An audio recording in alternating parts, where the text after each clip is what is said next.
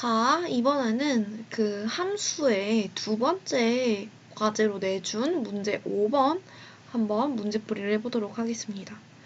자, 문제 5번에서는 세 개의 정수값을 오름차 순으로 정렬하는 함수를 작성하라고 했는데 이 함수에 대한 매개 변수랑 그 다음에 반환값을 미리 정의를 해놨어요.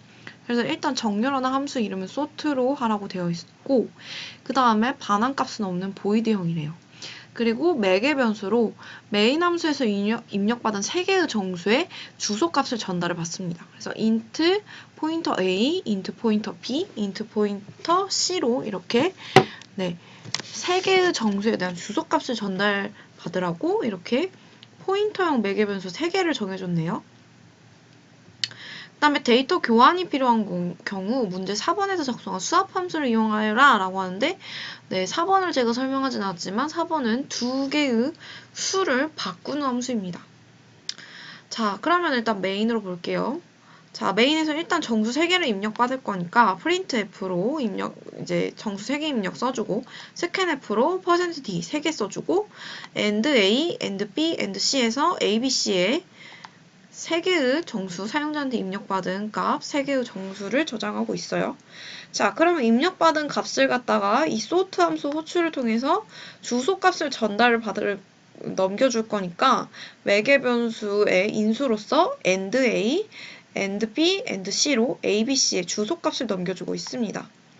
그렇게 해서 이 sort 함수 우리가 이제 또 뭐 작성을 해보겠지만 sort 함수로 이제 호출하고 나면 정렬이 끝났으니까 실제 우리가 우리 밸류랑 콜바이 레퍼런스 할 때 다 배웠죠? 이렇게 주소값을 넘겨주게 되면은 실제 이 변수는 ABC에 있지만 이 ABC의 주소값을 넘겨주게 되면은 포인터를 통해서 ABC의 값을 실제로 바꿀 수가 있다라고 했어요.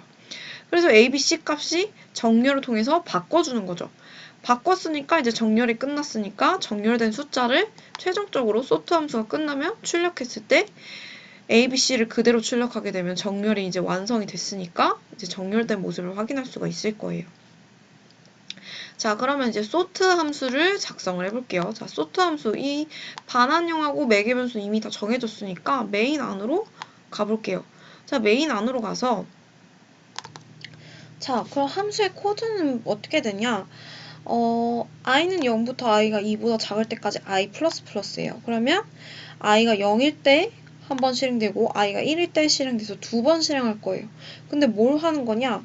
자, 만약에 포인터 A, 포인터 B라고 했으니까 즉 포인터 A가 가리키는 값, 즉 포인터 B가 가리키는 값, 포인터 C가 가리키는 값은 메인의 A, B, C죠. 그래서 메인에 있는 A가 B보다 크다라고 하면은 지금 큰 게 앞에 있으니까 A와 B의 자리를 바꿔줘야겠죠. 그래서 A가 B보다 크다면 A와 B의 자리를 바꿔서 더 작은 애를 앞으로 보내는 겁니다. 그렇게 해서 바꾸고 나서 이번에는 또 B의 즉 가운데 있는 숫자와 그 다음 숫자를 파악을 했을 때 만약 가운데 있는 게 더 커버려요. 그럼 얘가 제일 큰 거죠. 그리고 얘가 더 작은 거죠. C가 더 작은 거죠. 그래서 작은 거를 다시 앞으로 보내줘야겠죠. 그래서 B가 C보다 커버리면 또 수와 B, C를 호출해서 B와 C의 자리를 바꿔줘야겠죠. 그렇게 해서 한 번 돌게 되면은 제일 작은 게 앞으로 가 있을 거예요. 그리고 또 다시 이 포문을 통해서 i가 1일 때 또 반복해주면 두 번째로 작은 숫자가 또 이제 가운데에 위치하게 되겠죠. 그래서 요거 지금 a가 b보다 크면 a와 b 자리 바꾸고 또 b가 c보다 크면 또 b와 c 자리를 바꾸는 것을 통해서 일단 제일 작은 숫자가 맨 앞으로 갈 것이고 요 과정을 또 한 번 실시함으로써 이제 마지막으로 또 두 번째로 그 다음으로 작은 숫자가 가운데 위치함으로써 세수가 정렬될 수 있겠죠. 그래서 실제적으로 이 A와 이 B의 값을 바꾸기 위해서 포인터 A, 포인터 B를 통해서 A와 B에 있는 값을, 즉 메인 함수에 있는 A와 B의 값을 가져와서 비교를 한 겁니다. 실제 A와 B의 값을 우리가 포인터 개념 설명했었죠? A가 있고 B가 있고 C가 있을 때 우리가 만약에 예를 들어서 요 예제로 봤을 때는 여기 120이라는 값이 들어있을 것이고, 제가 글씨를 정말 못 쓰네요.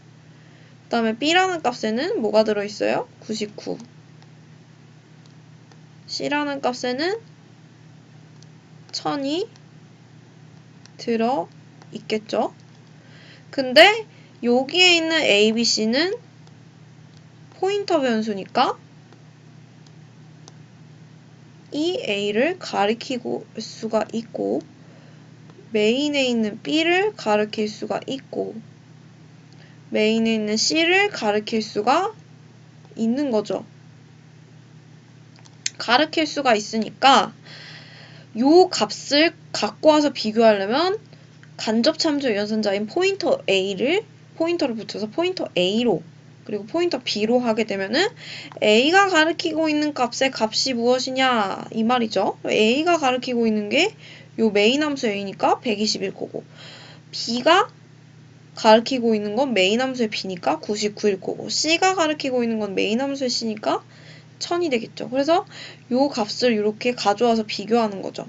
그리고 만약에 비교했을 때 큰 게 앞에 있으면 큰 것과 작은 거 위치를 바꿔야 되니까 수합함수를 호출하는 겁니다.